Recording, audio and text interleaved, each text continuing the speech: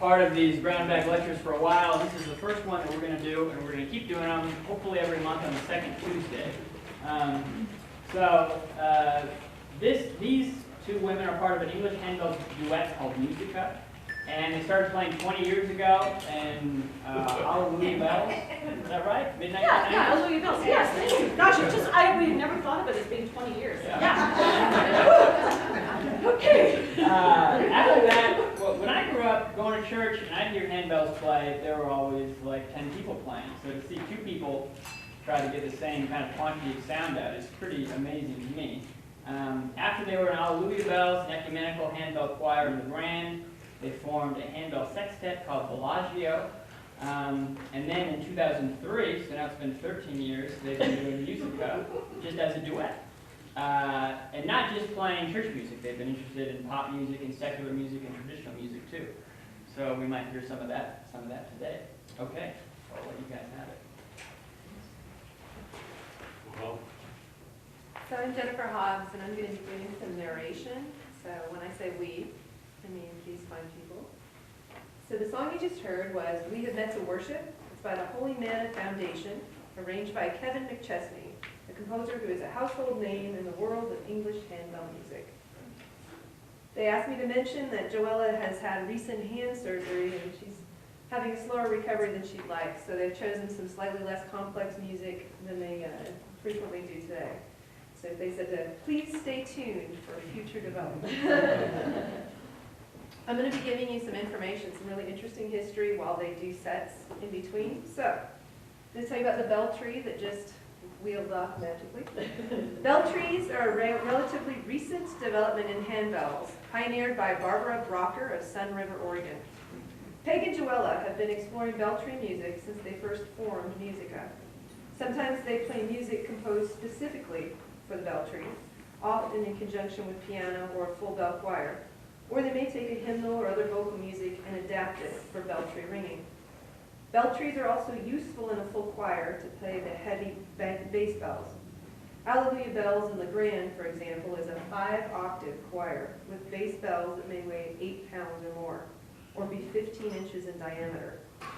Arranging a few heavy or large bells on the tree and playing them with mallets makes for smoother transitions than picking up and putting down these large bells.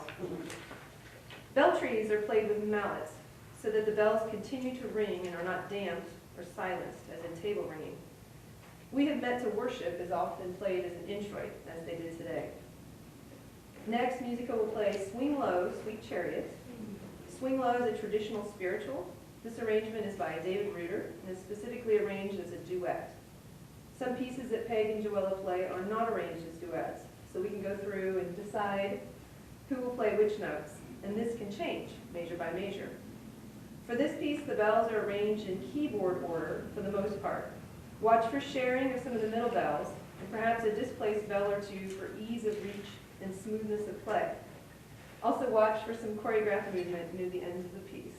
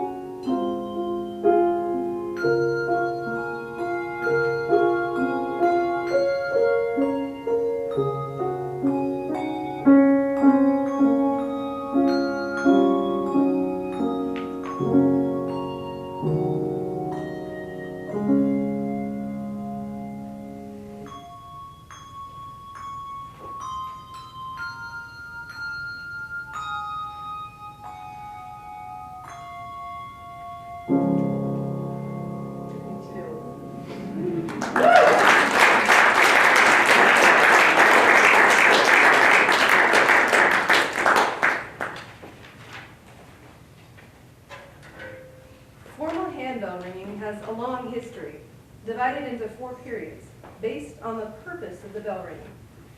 The ringing of bells has been prevalent in many cultures and religions throughout history. Stage 1, tower bells. In 1100 AD in England, the first set of tower bells was made. These were large and were located in a bell tower, rung by pulling on a rope at the bottom of the tower.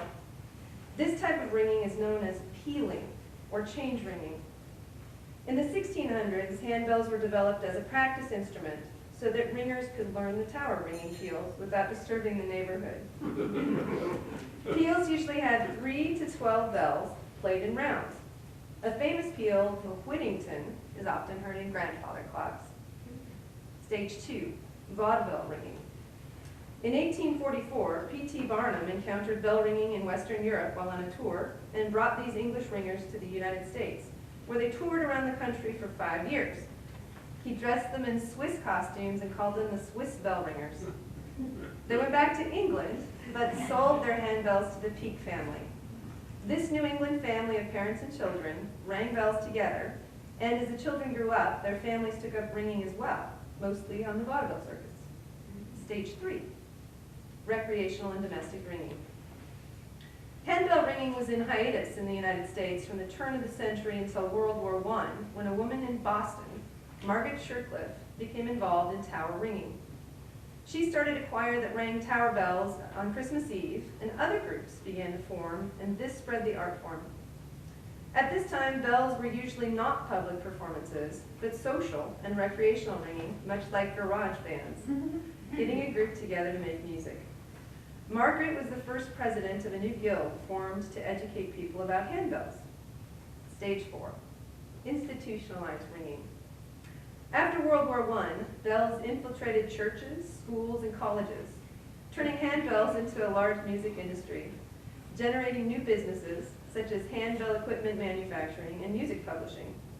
Bells were on TV the first time in 1953 on The Gary Moore Show. In the 1990s, bell groups began touring the United States, Europe, and Asia. Some of the best known of these professional choirs are Sonos from the Bay Area, Campanile in Los Angeles, and the Raleigh Ringers out of North Carolina. Seattle and Portland also have top-notch choirs. Another outgrowth of institutional ringing has been national and area festivals or conferences. Joella began attending these while a 7th grader as a member of the Jubilaires Bell Choir in Louisiana, and Peg and Joella have attended many conferences throughout the Northwest. As many as 800 bell ringers may perform together in conference concerts. In the year 2000, there were over 10,000 ringers registered for bell festivals in the United States. The next piece is classical and probably needs no introduction. It is Jesu Joia Man's Desiring by J.S. Bach. This arrangement is by Andrew Bowen and Julie Stone Cortez. They have performed this arrangement with piano, with violin, and at times with a vocalist as well. You might watch for traveling 4 in hand, in which one bell is played while another is picked up in the same hand.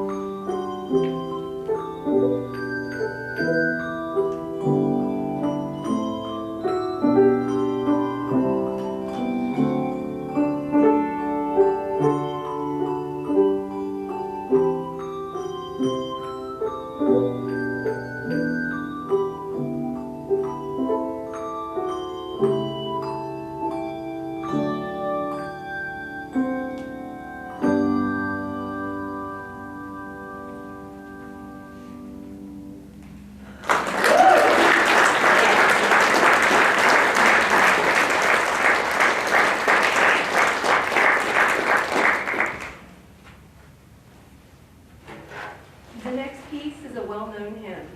It is Well With My Soul by Philip Bliss, arranged by Christine Anderson.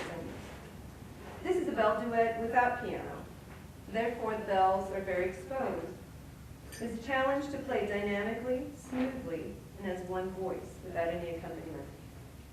In ensemble ringing, including duet ringing, players often move up and down the table, sharing bells. It is therefore vital that a bell be placed back home or where it belongs, as there is often no time to look down and verify the bell, but only time to smoothly reach for and put down each bell that is played. Keyboard order is used in most pieces, including this one. Listen for substitution late in the piece of an octave lower bell in place of a high bell. Peg's bells are in 3-octave sets, and this arrangement includes one bell above this octave.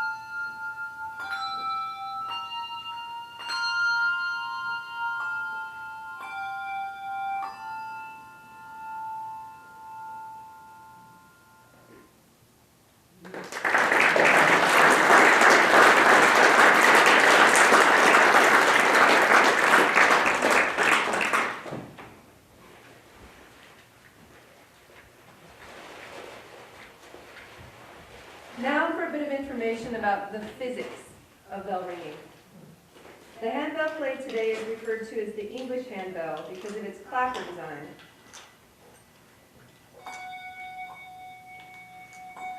Unlike a cowbell with a clapper that rings any which way, is that a cowbell?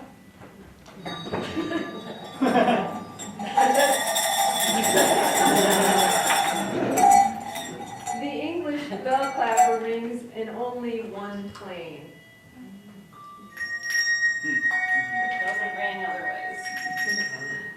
Handbells made since about the 1960s are designed so that only the fundamental pitch and the 12th are heard when the clapper strikes the bell, which minimizes a variety of clashing partials. All instruments, but especially bells, send out at least a dozen overtones. Back in the 19th century, bells weren't as sophisticated as they are now at controlling overtones. So if too many bells were played at the same time, some ear-jarring clashing occurred. As a result, musical arrangements during this time period usually had no more than 4 bells playing at any time, without the fancy ringing techniques you see today. In a large choir, you often hear chords with over a dozen bells playing at once. The next piece is a familiar tune, Morning Mood, by Edward Grieg, arranged by Barbara Brocker and Rob Pearson. Notice the various trees upon the bell tree. In this case, the accidentals, F sharp and G sharp, are located on separate trees in both Peg's and Joella's octaves. This piece utilizes a total of 19 bells, and you will see Peg and Joella playing at times on the other ringer's tree.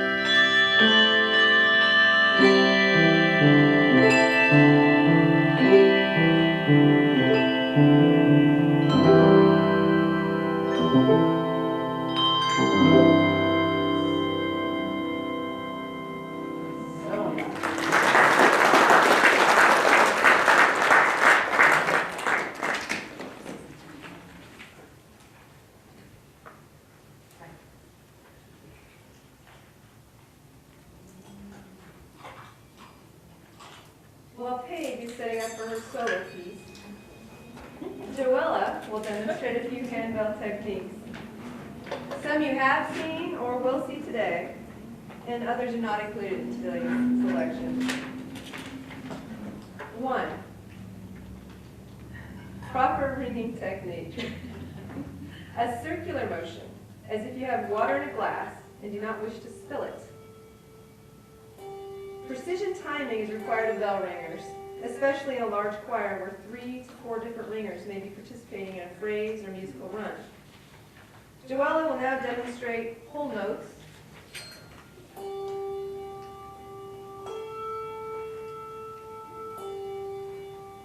half notes,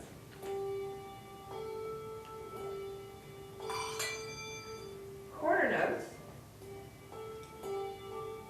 Notice the careful damping at the end of each ring. Sometimes in solo and duet ringing, bells are damped on the table rather than at the shoulder due to quick changes. You will see this in Peg's next piece. So technique 2 is a shake. You saw this in Swing Low, and it will show up in the final piece as well.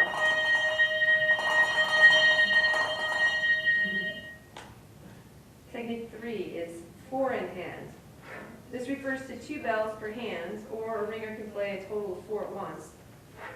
The primary bell is rung in the typical ring fashion, and the secondary bell is rung with a knock movement.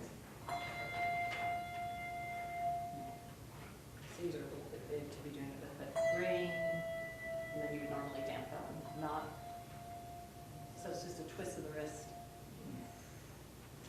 Technique 4, mallet, mallet roll, and suspended mallet. These are variety using the mallet. I'm just mounting. Okay, technique 5 is mart. I was going to suspended mallet. Sorry. Just when you hold the bell up and mallet it. The mallet roll is.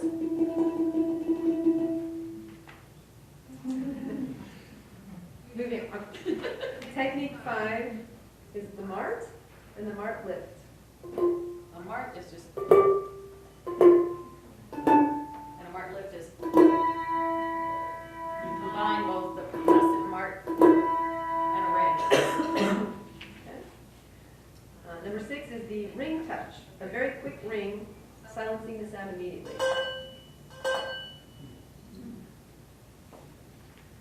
Next, Haig will play Gesù Bambino, composed by Pietro Ayon and arranged by Nancy Haskell. Solos are almost always memorized, and the setup can be as creative as desired, since only one person needs to know where the bells live on the table. Watch for weaving, four in hand, and playing close to the table for quick changes.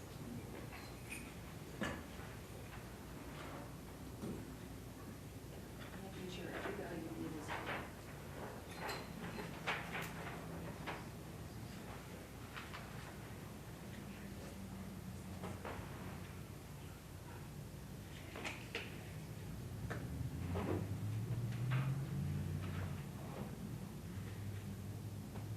Function music.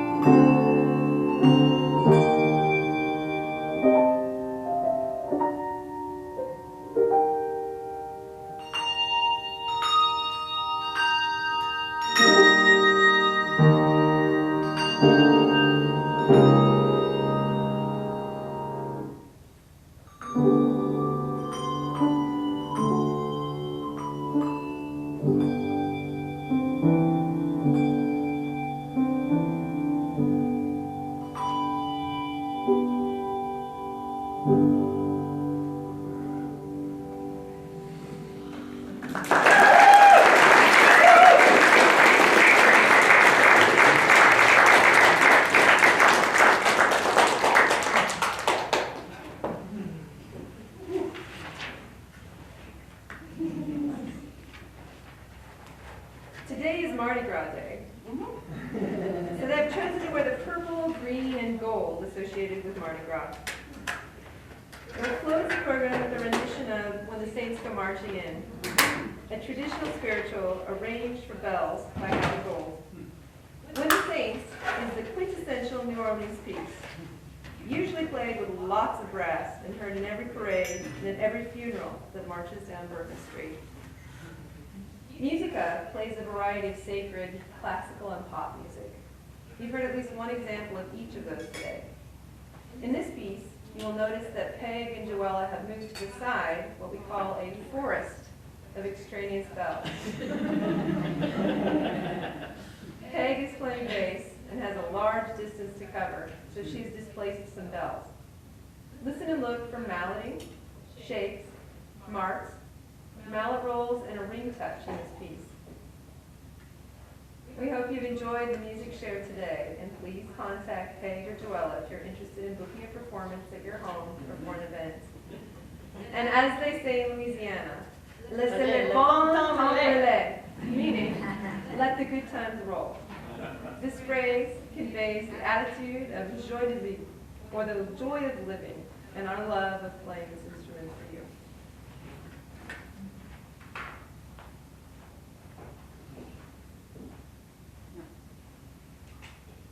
I found an error. There's a list of bells used. No, that's that one we need.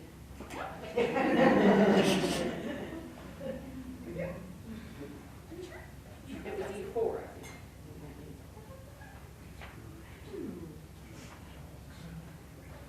I don't need it.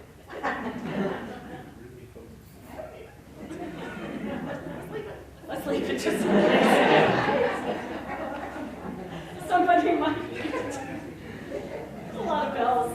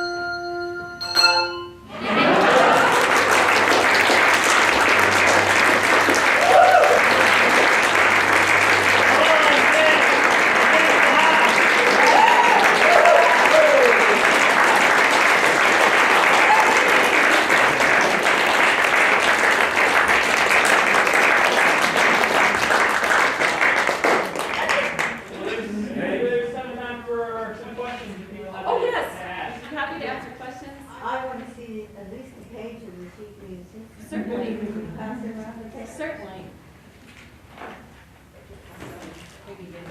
Anyway, It's, yeah, it looks, very similar. It's Piano music, but something Sure. to get the huge, with a big group, huge chords that so there's it no just way you looks could like play. regular music. It's regular music.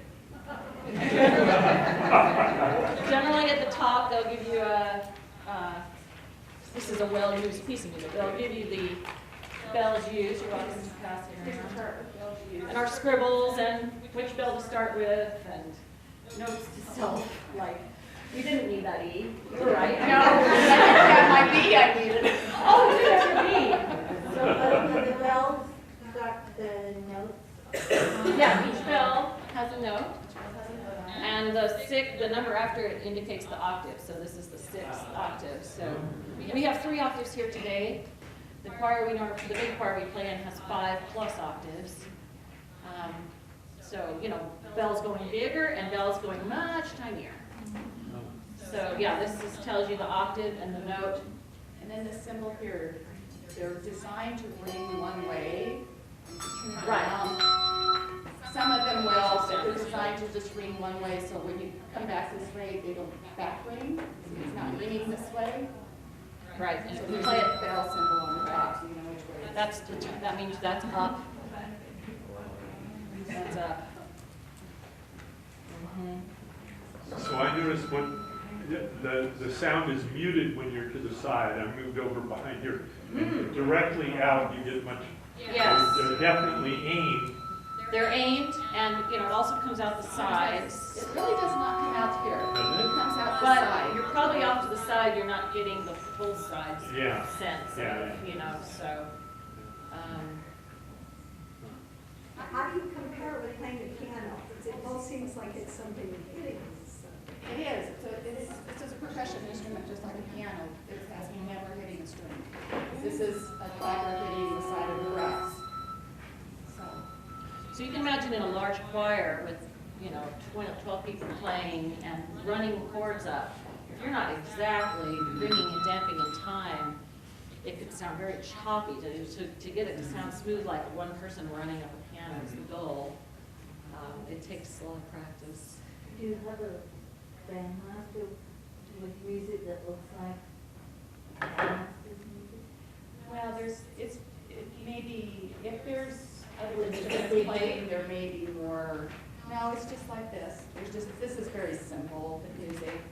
There might be, like this is a little more complicated. The conductor would have that. Anything that you see? So in the larger choir, each ringer is responsible for how many notes? 2, 3, 4 with accidentals. The typical position assignment would be 2 bells, like A and B. And F then and you G. have, and then you have And the sharps and flats. Okay. But, you know, we play in a sextet as well, so in that case, 6 of us are playing 5 octaves. And just like you saw today, sometimes we have our own bells. I don't know if we had that today. Yeah, a couple times. Your own assigned bells, but mostly in ensembles, you're sharing, you're moving up and down. You know, you're not, it's not like these are my bells, these are Peg's bells, except in certain songs like on the tree, but.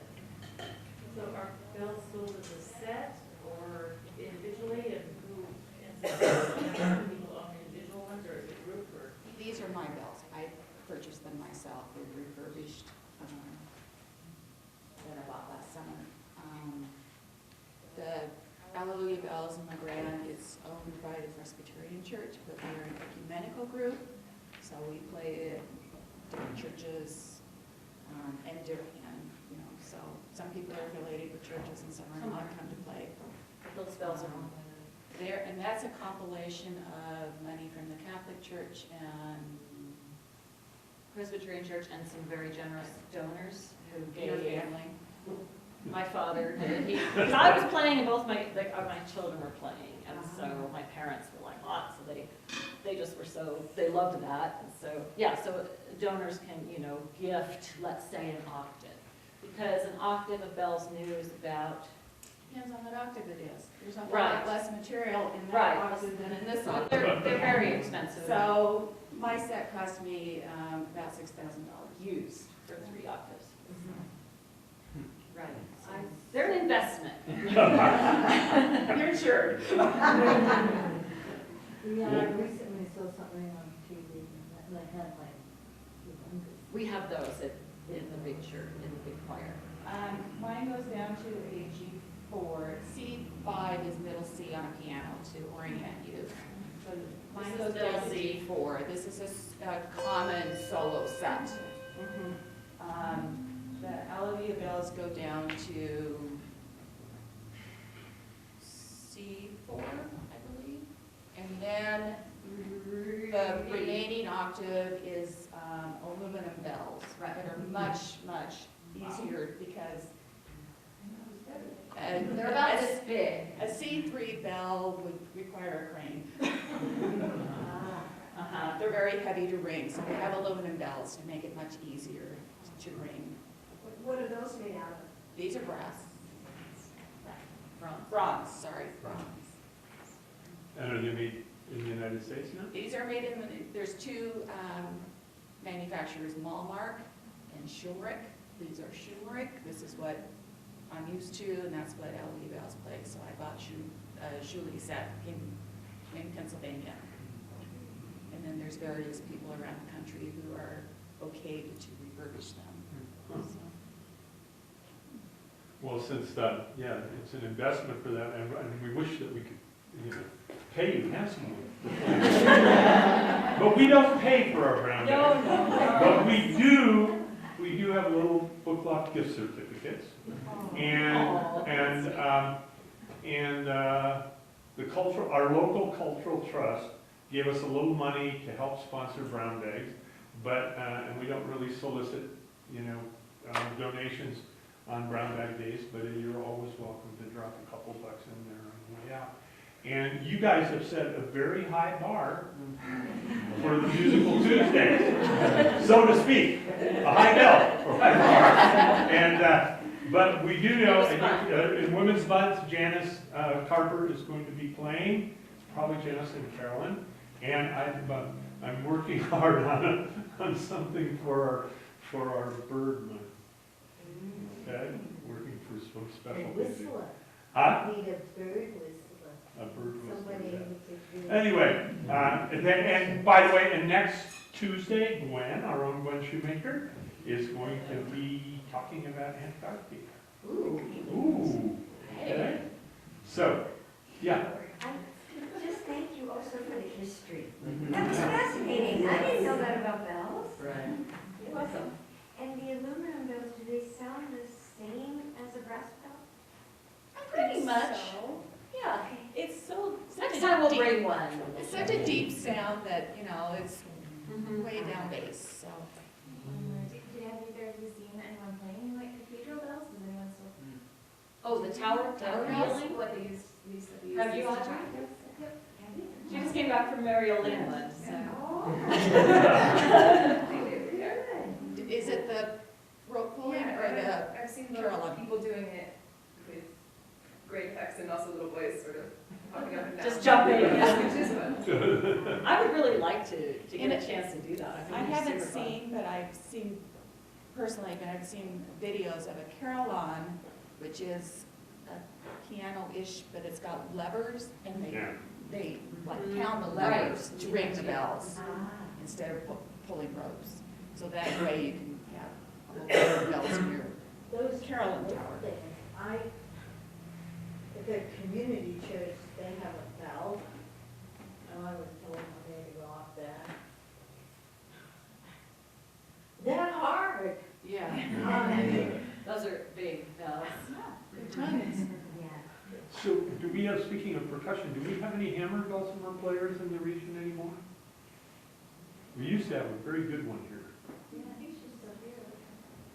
This one was a heat some years ago, but there is I somebody. love that instrument, so. Pardon? Do you? You play? No.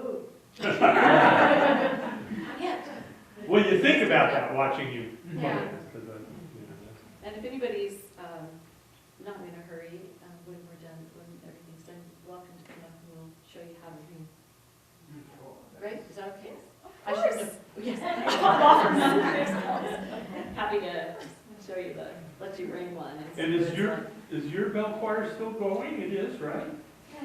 Okay. Do you want to say a word about your bell choir? It's Leslie's bell choir. What? It's Leslie's bell choir. Okay, Leslie, do you want to say? Leslie Carlson. Well, I don't know what I would say. Well, how many players do you have in yours? 9. 9 players. How many octaves do you have covered? 3. 3. Okay. Takes 9 of us to do 3. But you're at, so, well, I've only heard you at the Christmas programs at the lodge. But you do play out other places too now? We play mostly just at the Christian church at Christmas time and Easter and stuff. Okay. A holiday band, A huh? holiday band. Okay. Well, thank you all very much for coming, and I guess you're welcome to come up and put your fingers on a bell. Well, don't touch your finger too. Not to that, no. Use me. And don't forget to fill out the surveys, I'll just stand over here and you can hand them off to me. And in recognition of Mardi Gras, there is king cake. Yes. Yeah. Made by Joella. And not. And not-